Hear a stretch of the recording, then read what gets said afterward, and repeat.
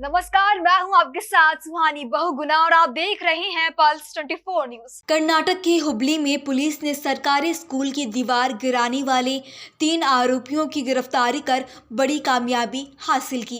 दरअसल 2 दिन पहले करवर रोड पर स्थित राजकीय जूनियर प्राइमरी स्कूल की दीवार तोड़ 3 लोग फरार हो गए, जिसके बाद स्थानीय लोगों ने इसकी जानकारी पुलिस को दी। पुलिस ने शिकायत दर्ज कर जांच शुरू कर दी थी। वहीं कार्रवाई के दौरान पुलिस ने 3 निवासियों को गिरफ्तार किया। पूछताछ के दौरान युवक ने बताया कि वह स्कूल के सामने मैदान में कार ड्राइविंग सीखने आया था। इस दौरान कार अचानक अनियंत्रित होकर स्कूल की दीवार से टकरा गई, जिससे दीवार ढह गई। वहीं ये सारी घटना स्कूल में लगे कैमरे में कैद हो गई। ಹುಬ್ಳಿ ಧಾರವಾಡ ನಗರ ಕಮಿಷನರೇಟ್ ವ್ಯಾಪ್ತಿಯ ಹುಬ್ಳಿ ಸಬರ್ಬನ್ ಪೊಲೀಸ್ ಠಾಣೆಯಲ್ಲಿ ಒಂದು ಪ್ರಕರಣ ದಾಖಲಾಗಿತ್ತು.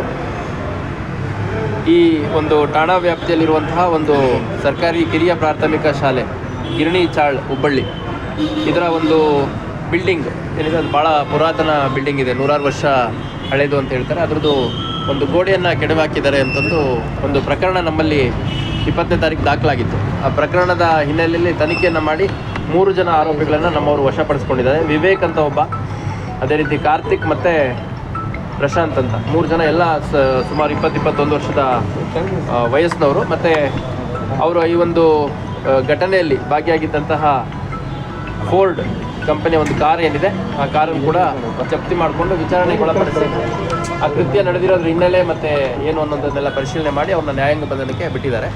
ಇದರಲ್ಲಿ ನಾವು destruction to public properties act 1984 ಏನಿದೆ ಅದು, ಮತ್ತು ಅದು ಸೇರಿದಂತೆ ಇನ್ನೂ ಕೆಲವು ಕಲಂಗಳಡಿಯಲ್ಲಿ ಪ್ರಕರಣ ದಾಖಲಿಸ್ಕೊಂಡಿದ್ವಿ. ಸೊ ಈ 3 ಜನ ಆರೋಪಿಗಳೇನಿದ್ದಾರೆ, ಕಾರು ಡ್ರೈವಿಂಗ್ ಕಲೀಲಿಕ್ಕೆ ಮತ್ತು ಕಾರ್ ಡ್ರೈವಿಂಗ್ ಮಾಡಲಿಕ್ಕೆ ಅಂತ ಆ ಗ್ರೌಂಡಲ್ಲಿ ಪ್ರಾಕ್ಟೀಸ್ ಮಾಡೋಂಥ ಸಂದರ್ಭದಲ್ಲಿ ಈ ಘಟನೆ ನಡೆದಿದೆ ಅನ್ನೋಂಥದ್ದು ನಮಗೆ ವಿಚಾರಣೆಯಲ್ಲಿ ತಿಳಿದು ಬಂದಿದೆ. ನಾನು ಸ್ಥಳಕ್ಕೆ ಭೇಟಿ ನೀಡಿದಂಥ ಸಂದರ್ಭದಲ್ಲಿ ಅಲ್ಲಿ ಆ ಸರ್ಕಾರಿ ಶಾಲೆ ರಕ್ಷಣೆ ಮಾಡಬೇಕು ಅಂತಂದು ಏನೋ ಒಂದು ಸಮಿತಿ ಮಾಡ್ಕೊಂಡು ಹೋರಾಟ ಮಾಡ್ತಿದ್ದಾರೆ.